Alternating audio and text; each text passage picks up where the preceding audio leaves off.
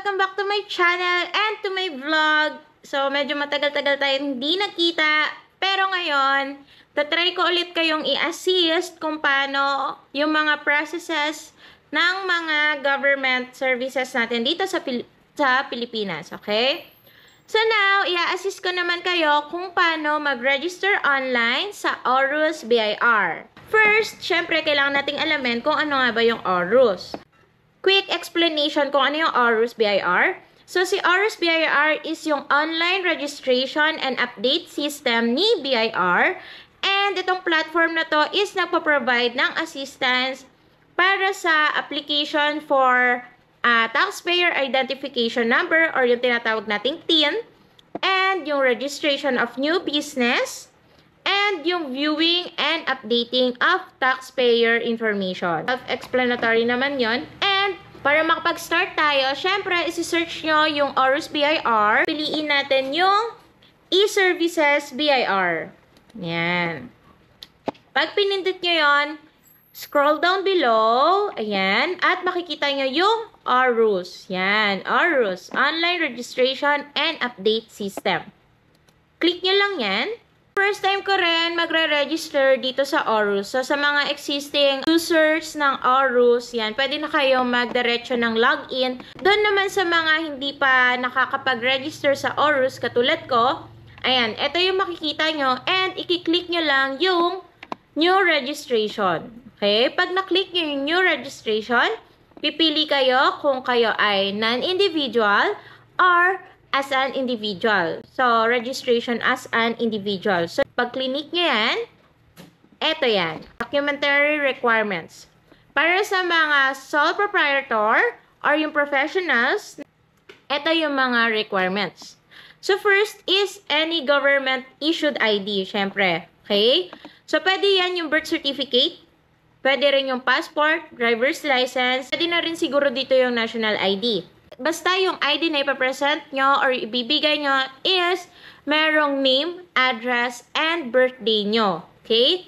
And in case of the practice of profession regulated by PRC, syempre kailangan nyo yung valid PRC ID nyo. Next, if DTI registered ka, yung business mo is DTI registered, kailangan mong ipresent yung DTI certificate. And if barangay micro business enterprises ka naman, ayan, certificate of authority naman, and final and clear sample of own principal receipts, invoices, and proof of registration or permit to operate.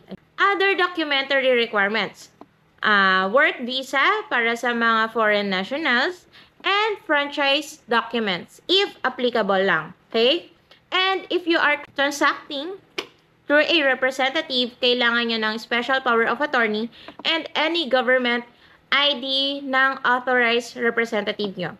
Dahil new registration tayo, create tayo ng account. Click nyo lang to. So, pag clinic nyo yung Aurus na yun, na create account, ito yung lalabas.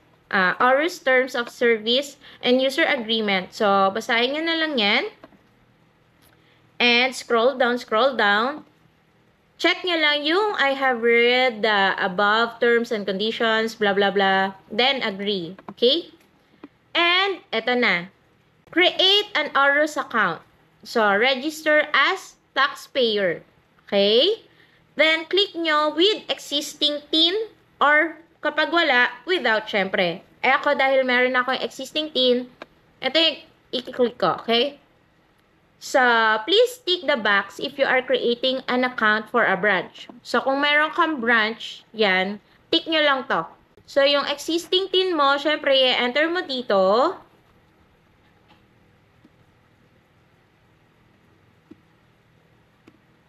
Okay. Then, I have no middle name. Kung wala kang middle name, fill out nyo lang tong form na to.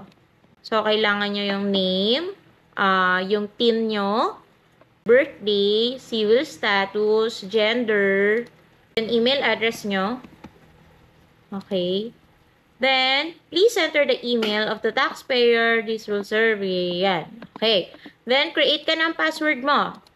Okay. Pag magka-create ka ng password, merong acknowledgement na magpa-pop. So, i-okay nyo lang yun. Okay? So, para yung password mo is hindi agad-agad mahahack, gumamit na kayo nung password na mahihirapan silang i-hack. So, usually, ang ginagawang password is merong capital letter, lowercase letter, number, and special character. Okay, para strong talaga yung password nyo.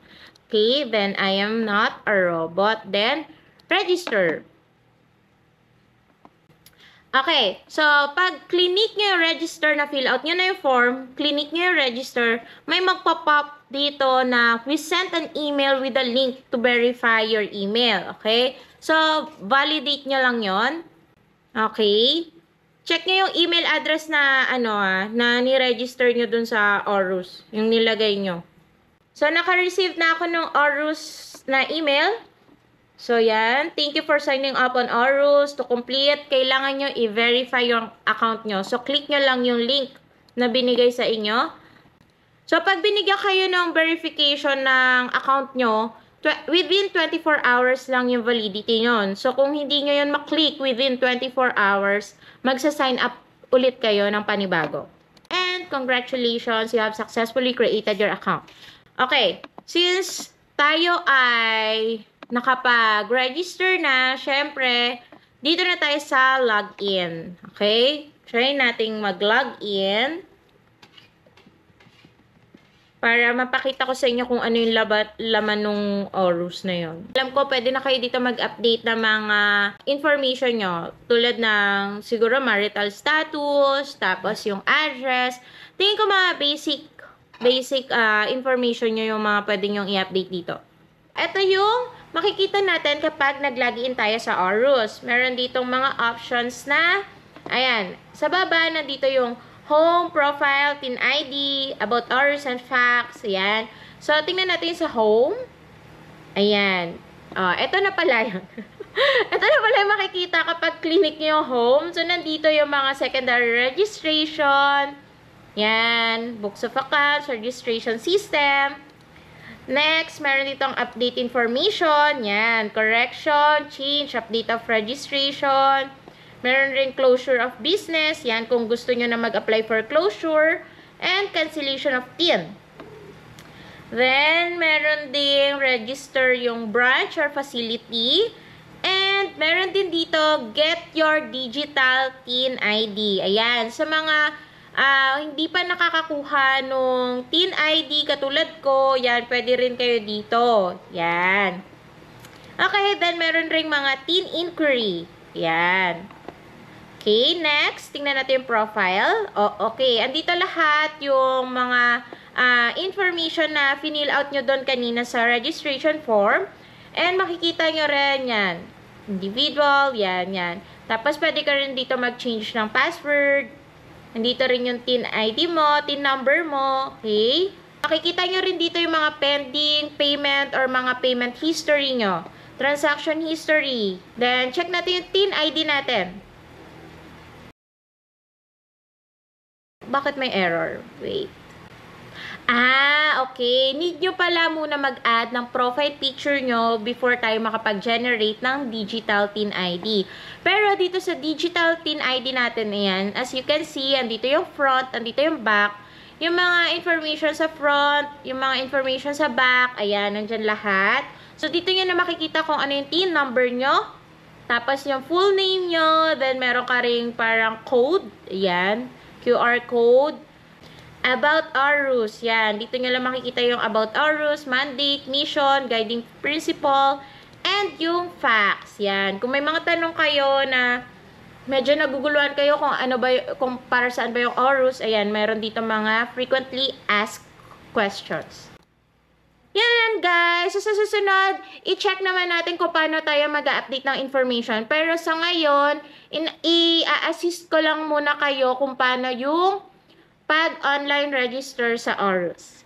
That's all guys. Please like and subscribe. Thank you guys. Bye! And Oh my God. Daddy, pakitanggal na.